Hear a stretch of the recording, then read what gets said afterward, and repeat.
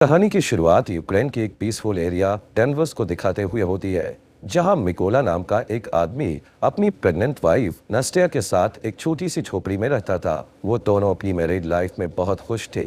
नस्टिया एक drawing artist थी। उसे ड्राइंग बनाना और लकड़ी पर नक्काशी करना बहुत पसंद था। एक दिन वो मिकोला की सुरक्षा के लिए लकड़ी का एक एंजल बनाकर मिकोला के बाजू में बांध देती है। मिकोला उनके घर के पास ही एक स्कूल में मैथ पढ़ाता था। वो रोज अपनी साइकिल से बच्चों को पढ़ाने स्कूल जाया करता था। उसके घर के बाहर सफेद रंग का एक शांति का प्रतीक बना हुआ था। यहाँ पर हम देखते हैं कि मिकोला के घर पर कोई इलेक्ट्रॉनिक उपकरण जैसे टीवी वगैरह नहीं होने के कारण उन्हें दुनिया की कोई खबर नहीं मिल पाती थी। जब मिकोला स्कूल में जाता तो ब्रेक के टाइम वहीं थोड़ी देर टीवी पर न्यूज देख लिया करता था।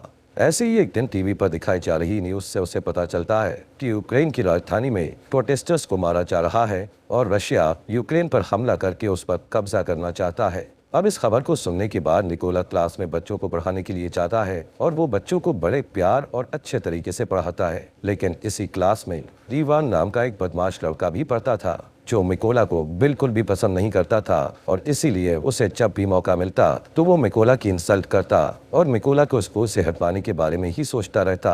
पर मिकोला उसकी हरकतों से कभी गुस्सा नहीं होता था। एक दिन सुबह जब मिकोला स्कूल पढ़ाने के लिए जा रहा होता है तो रास्ते में वो कुछ सोल्जर्स को खड़ा देखता है, जिन पर वो ज्यादा ध्यान नहीं देता और आगे बढ़ जाता है। अब जैसे ही वो स्कूल पहुंचता है तो देखता है कि पूरा का पूरा स्कूल खाली पड़ा है, जिससे वो थोड़ा सोच में पड़ जाता है। तभी वो टीवी पर एक न्यूज देखता है जिसमें दिखाया जा रहा था कि यूक्रेन पर कब्जा करने के लिए रशियन आर्मी यूक्रेन में घुस चुकी है, जिससे उसे समझ में आ जाता है कि उसने रास्ते में जो सोल्जर्स देखे थे वो दरअसल रशियन सोल्जर्स थे। अब पूरा मामला समझते ही वो तुरंत अपने घर की तरफ भागता है, क्योंकि नास्टिया घर पर अकेली थी। लेकिन अब बहुत देर हो चुकी थी, क्योंकि रशियन सोल्जर्स उसकी पत्नी को पकड़कर पीट रहे थे। और जब मिकोला अपनी पत्नी को बचाने की कोशिश करता है तो रशियन सोल्जर्स उसे भी पकड़कर मारने लगते हैं। मिकोला उनसे रिक्वेस्ट करता है कि मेरी पत्नी प्रेग्नेंट है, इसलिए तुम लोग प्लीज उसे मत मारो। ये सुनकर रशियन सोल्जर उनके घर को आग लगाकर वहां से जाने लगते हैं। अब अपने घर को जलता हुआ देख नास्टिया गुस्से में आकर रशियन सोल्जर्स पर जैसे ही पत्थर मारने लगती है तो एक रशियन सोल्जर उस पर गोली चलाकर उसे मार डालता है। मिकोला अपनी वाइफ की बॉडी के पास बैठकर फूट फूट कर रोने लगता है। कुछ घंटे बाद 2 यूक्रेनी सोल्जर्स मिकोला के पास आते हैं और उसकी पहचान करने के बाद उसकी पत्नी नास्टिया के लिए दुख प्रकट करते हैं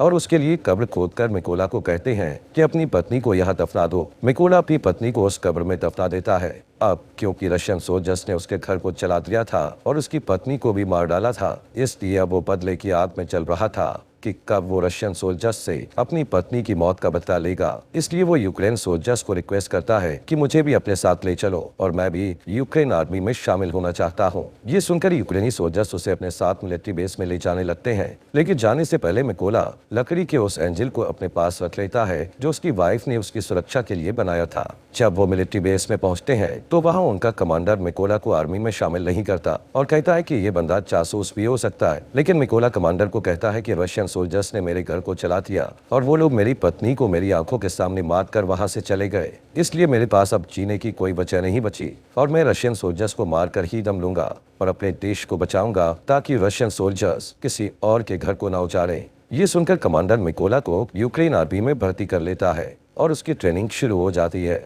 मिकोला को बंदूकों के बारे में कुछ भी नहीं पता था और जब बाकी के सोल्जर्स बंदूकों को असेंबल कर रहे होते हैं तो मिकोला उनके सामने सबसे स्लो बंदूक असेंबल करता है, जिससे सभी सैनिकों को लगता है कि वो कभी भी एक अच्छा सोल्जर नहीं बन पाएगा। लेकिन मिकोला अपना पूरा फोकस ट्रेनिंग पर लगाता है ताकि वो जल्द से जल्द एक अच्छा सोल्जर बन पाए। और ऐसे ही एक दिन जब वो ट्रेनिंग कर रहा होता है तो वो अपने सीनियर्स को कहता है कि मुझे मिकोला कहकर मत बुलाओ।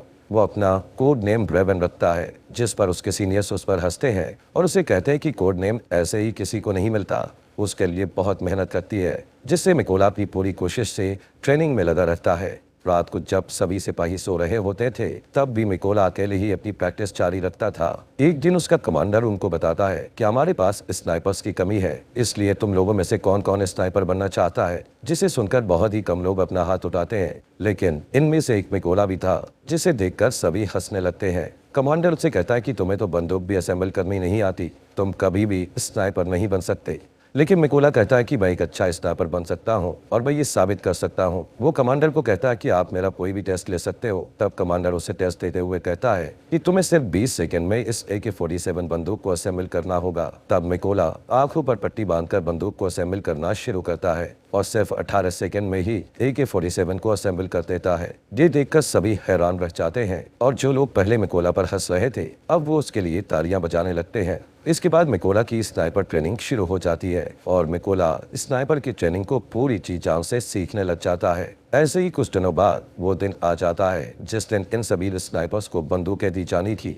यहाँ पर बाकी सभी स्नाइपर्स को बंदूक का नया और बेहतरीन मॉडल दिया जाता है, लेकिन वहीं मिकोला को एक पुराने मॉडल की बंदूक जो कि सही से काम भी नहीं करती थी वो दी जाती है। अपने साथ ऐसा भेदभाव देखते हुए मिकोला अपने सीनियर से कहता है कि सर मुझे भी नए मॉडल की बंदूक दीजिए, जिस पर उसका सीनियर उसे गुस्से से कहता है कि पहले तुम्हें प्रूव करना होगा कि तुम एक अच्छे स्नाइपर हो, उसके बाद तुम्हें नए मॉडल की बंदूक मिल जाएगी, जिसके लिए मिकोला तैयार हो जाता है। अब इन सभी स्नाइपर्स की लास्ट ट्रेनिंग शुरू होती है जिसमें उन्हें सबसे पहले सीनियर सभी स्नाइपर्स को बताता है कि जब तुम लोग अपने दुश्मन पर छुपकर निशाना साध रहे होगे तब तुम लोगों को चाहे जो भी परिस्थिति आ जाए बिल्कुल भी हिलना नहीं है और सिर्फ अपने टारगेट पर फोकस करके उसे शूट करना है। इसके बाद सीनियर एक एक करके सभी स्नाइपर्स के पास शूट करने लगता है और जो भी सोल्जर गोली लगने के डर से जरा सा भी हिलता है तो उसे ट्रेनिंग से बाहर कर दिया जाता है। ऐसे ही जब मिकोला के पास सीनियर गोली चलाता है तो वो अपनी जगह पर ही निडरता से लेटा रहता है। यहाँ पर मिकोला अपने टारगेट पर उसी पुरानी बंदूक से निशाना लगाने की कोशिश करता है,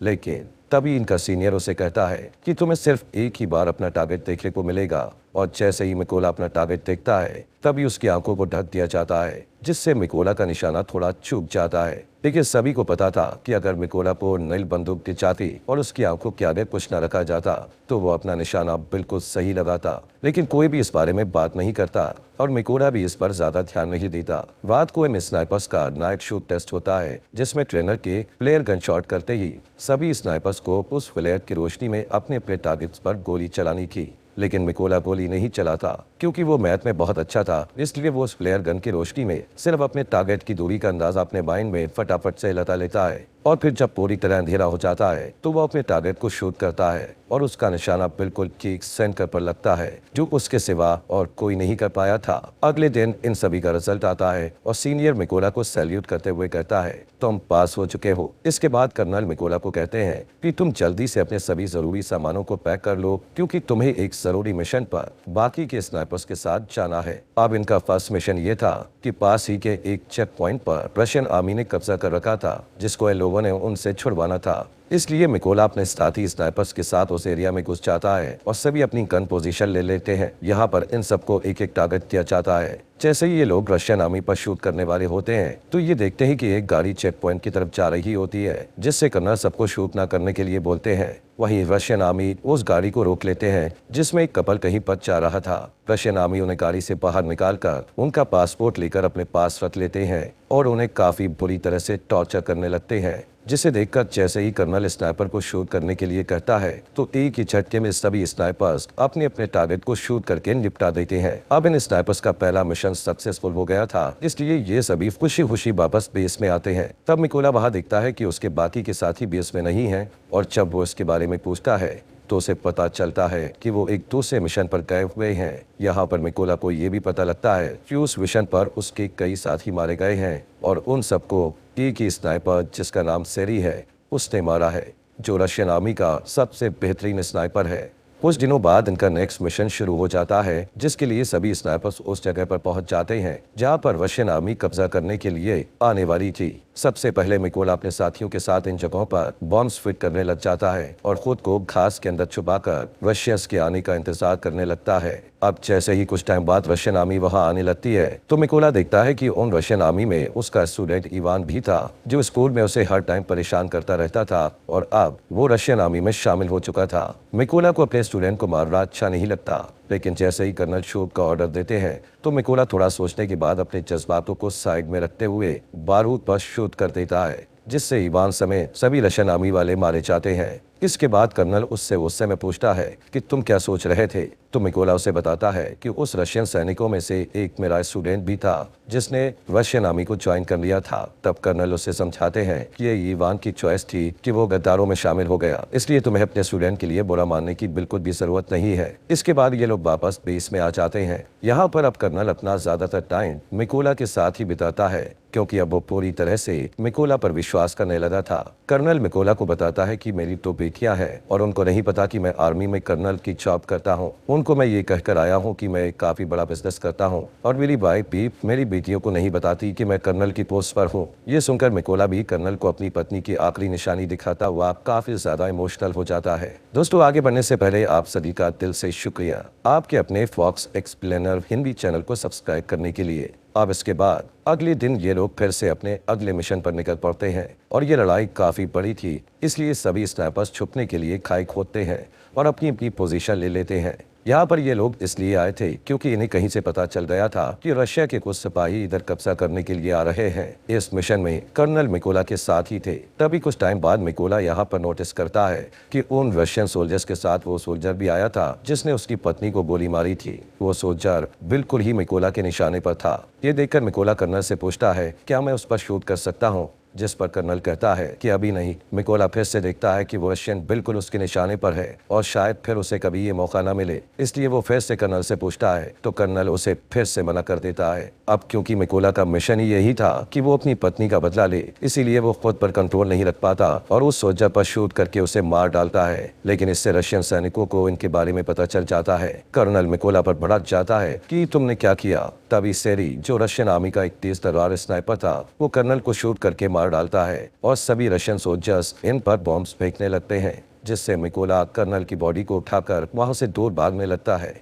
लेकिन कुछ देर बाद वो रशियंस की रेंज से बाहर चला जाता है। मिकोला वापस बेस में आता है, लेकिन वो बहुत उदास था क्योंकि उसकी गलती की वजह से कर्नल मारा गया था। मिकोला अब ये कसम खाता है कि वो सेरी को कहीं से भी ढूंढकर उसे मार देगा और कर्नल की मौत का बदला लेगा। इसीलिए वो अगले मिशन के लिए अकेला ही निकल पड़ता है। थोड़ी दूर जाने के बाद उसे कुछ रशियन स्नाइपर्स की लोकेशन पता चलती है, जिससे वो अपने टारगेट फिक्स करके एक रशियन स्नाइपर को शूट करके मार गिराता है। लेकिन तभी दूसरा रशियन स्नाइपर मिकोला पर शूट करता है, जिससे मिकोला के हाथ को गोली छू कर निकल जाती है और वो घायल हो जाता है। लेकिन फिर भी मिकोला उस स्नाइपर को शूट करके मार गिराता है। अब क्योंकि मिकोला जख्मी था तो इसलिए वो एक सीक्रेट अड्डे पर जाकर अपने जख्म के ठीक होने का इंतजार करता है। तभी आर्मी हेड उसे कॉल करके कहता है कि हमारी आर्मी ने उस स्नाइपर का पता लगा लिया है जिसने कैप्टन को मारा था। हेड मिकोला को कहता है कि तुम जल्दी से बेस पर आ जाओ, जिससे मिकोला बेस में पहुंचता है। अब मिशन शुरू होने से पहले सभी सैनिकों को सारी जानकारी दी जाती है कि उस स्नाइपर की गोलियां बहुत दूर तक जाती हैं। उसने अब तक 5 सबसे कारगर यूक्रेनी स्नाइपर्स और 3 मशीन गनर्स को मार गिराया है और उस स्नाइपर का नाम है सेरी। हेड वो सबको ये भी बताता है कि सेरी पहले यूक्रेनी सोल्जर्स को मारता है और फिर उनकी फोटोज और वीडियोस को रिकॉर्ड करके इंटरनेट पर पोस्ट कर देता है, ताकि वो यूक्रेनी लोगों और खासकर यूक्रेनी आर्मी का मनोबल तोड़ पाए और वो हार मान ले। सेरी के पोस्ट इंटरनेट पर डालने से यूक्रेन आर्मी को उसकी लोकेशन का पता चल गया था। यहाँ पर कुछ सैनिक कहते हैं कि हमें उस लोकेशन पर माइंस बिछा देनी चाहिए। तब मिकोला उन्हें कहता है कि नहीं, हम ऐसा नहीं कर सकते, क्योंकि जब तक हम उस जगहों पर माइंस बिछाएंगे तब तक सेरी हमारा सफाया कर देगा। इसलिए हेड उनसे कहता है कि हम वहां 2 ग्रुप्स में जाएंगे। एक ग्रुप उन रशियन स्नाइपर्स पर सामने से अटैक करेगा, जिसमें वो लोग बिजी हो जाएंगे। तभी दूसरे ग्रुप वाले उन पर अटैक करेंगे, जिससे उनका ध्यान बढ़ जाएगा और मिकोला इसी का फायदा उठाकर उस बिल्डिंग के अंदर चला जाएगा जहां पर रशियन स्नाइपर्स होंगे और उनको मार गिराएंगे। प्लान बन जाने के बाद ये लोग बिल्कुल ऐसा ही करते हैं और जल्द ही अपनी अपनी पोजीशन पर पहुंच जाते हैं और रशियंस का ध्यान भटकाने में कामयाब हो जाते हैं और मिकोला को मौका मिल जाता है बिल्डिंग में एंटर होने का। मिकोला वहां पर अपने सामने 2 रशियन स्नाइपर्स को देखकर उन पर हमला करके उन्हें मारकर आगे बढ़ जाता है। मिकोला अपने साथियों को कहता है कि मेरा रास्ता क्लियर कर दो, जिससे सभी यूक्रेन सोल्जर रशियन के बहुत सारे सैनिकों को मारकर उसके लिए रास्ता साफ कर देते हैं। मिकोला आगे बढ़ता है। वहीं सेरी ये नोटिस करता है कि कोई भी सोल्जर उसे रिपोर्ट नहीं दे रहा, जिससे उसे थोड़ा शक होता है और वो चेक करने के लिए खुद ही छत पर जाने लगता है, क्योंकि छत पर भी एक रशियन स्नाइपर था जो अब मर चुका था। ये देखकर वो वापस अपनी पोजीशन पर वापस आ जाता है। तब उसे मिकोला की पत्नी का खिलौना दिखाई देता है।